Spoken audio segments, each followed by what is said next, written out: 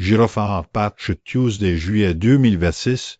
Record alarmant la mise à jour KB5 101 650 corrige 570 vulnérabilités dont 3.0D activement exploitées, un correctif pour le bug des 500 Go et déploie des améliorations majeures imposant une réaction immédiate aux équipes de sécurité. Ce patch Tuesday de juillet 2026 marque un tournant critique dans la stratégie de sécurisation de Microsoft. Jamais un correctif mensuel n'aurait cumulé autant de failles avec un volume dépassant de 40% la moyenne des 6 derniers mois. Les 3 vulnérabilités 0D, déjà utilisées par des acteurs malveillants, exposent des vecteurs d'attaque privilégiés sur les postes Windows 11 tandis que le bug des 500 Go, touchant la gestion du stockage virtuel, affecte la stabilité des infrastructures de virtualisation.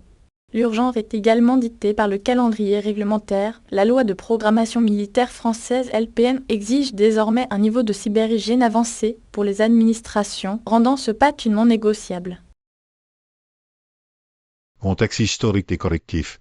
Une escalade inédite, cette accumulation sans précédent de correctifs reflète une pression sécuritaire croissante, où Microsoft devient la cible privilégiée des chasseurs de primes et des groupes APT. L'évolution des patchs Tuesday depuis 2020 montre une inflation constante du nombre de CV corrigés, mais la barre des 670 constitue un saut quantique. Cette explosion s'explique par l'intégration de correctifs pour des composants tiers, comme les pilotes graphiques et les bibliothèques OpenSSL, et par la maturité des outils de fuzzing déployés par Microsoft.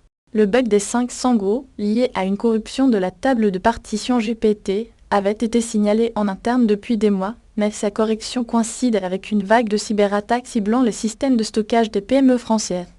Dans ce contexte, le rattrapage technique devient un impératif stratégique pour les DSI, d'autant que la loi N 2024-449 sur la résilience cyber impose des délais de déploiement drastiques. Analyse des correctifs. 0D et bugs critiques décortiquer les 3 failles 0D.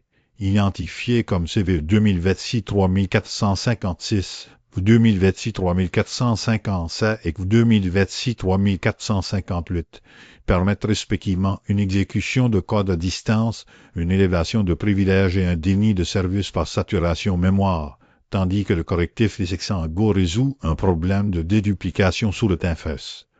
Le premier 0D série 2026-3456 exploite une vulnérabilité dans le Windows kernel non patché depuis mars, activement utilisé par le groupe APT29 dans des campagnes de phishing ciblant les cabinets d'avocats. Le deuxième CVE 2026-3457 affecte le sous-système Hyper-V, permettant à un invité malveillant d'accéder à la mémoire de l'hôte. Or, ce vecteur d'attaque était jusqu'ici considéré comme théorique.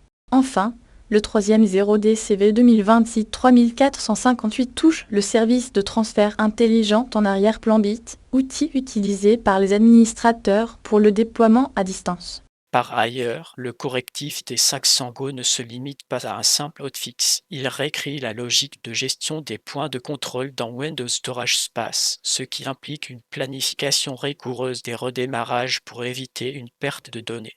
Les améliorations incluent aussi une optimisation du Windows Defender pour détecter les rockets buckets, renforçant la posture défensive. Verdict stratégique. Une fenêtre de tir immanquable de ce patch constitue un impératif quasi-juridique pour toute organisation opérant en France, sous peine d'exposition directe aux sanctions de l'ANSSI et aux attaques désormais automatisées. La convergence entre un volume record de correctifs, la correction d'un bug physique impactant le stockage et l'activation de 3.0D crée une fenêtre critique où chaque heure de retard multiplie les risques de compromission. Les équipes doivent prioriser le déploiement des correctifs 0D sur les serveurs Hyper-V et les postes de travail exposés à Internet, puis traiter le bug des 500 Go lors de la prochaine fenêtre de maintenance planifiée.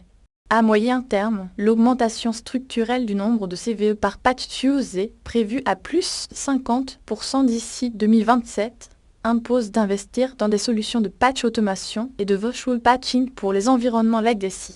Enfin, Cette mise à jour confirme que Microsoft utilise désormais les Patch Tuesday comme levier de conformité réglementaire. Les organisations françaises doivent intégrer ces correctifs dans leur plan de mise en conformité avec la directive NIS2 et la loi de programmation militaire.